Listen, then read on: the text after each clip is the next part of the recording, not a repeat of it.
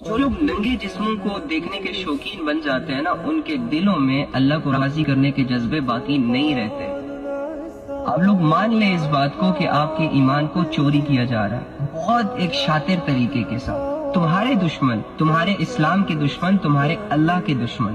وہ لوگ جو کسی شریعت کے پابند ہی نہیں ہیں، وہ لوگ جو بے لگام گھوڑوں کی طرح اپنی زندگی گزار رہے ہیں، وہ تمہیں بھی اللہ کی نظروں میں گرانا چاہتے ہیں اور اس کے لیے محنت کر رہے ہیں۔ کہیں سے بھی کسی راہ چلتی ہوئی لڑکی کو پیسے دے کر اپوائنٹ کرتے ہیں، کیمرے کے سامنے اپنے جسم سے کپڑے اتارنے کے بھی پیسے دیے جاتے ہیں، پھر ان کے جسم کو ایک فیک طریقے کے ساتھ تمہارے سامنے پیش کیا جاتا ہے، بہت سارے فلٹرز لگا کر ان کی بیوٹیز کو نکھارا جاتا ہے، ایپس یوز کر کے ان کی ایکنیز کو دور کیا جاتا ہے، ان کی باڈی شیپس کو چینج کیا جاتا ہے، انہیں اسکرپٹ پکڑائی جاتی ہے کہ آپ لوگوں نے یہ باتیں کرنی ہے، یہ سینز کریٹ کرنے ہیں۔ اس طرح سے تم لوگوں نے مسلمانوں کو بیوقوف بنانا ہے، کیونکہ جب مسلمان تمہارا ننگا جسم دیکھے گا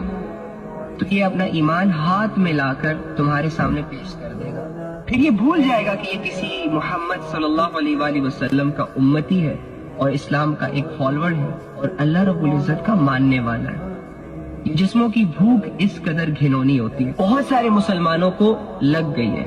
ان عقل کے اندھوں کو اتنا نہیں سمجھ آ رہا کہ دشمن تم پر محنت کر کے تمہارا ایمان تم سے چوری کرنا چاہ رہے ہیں۔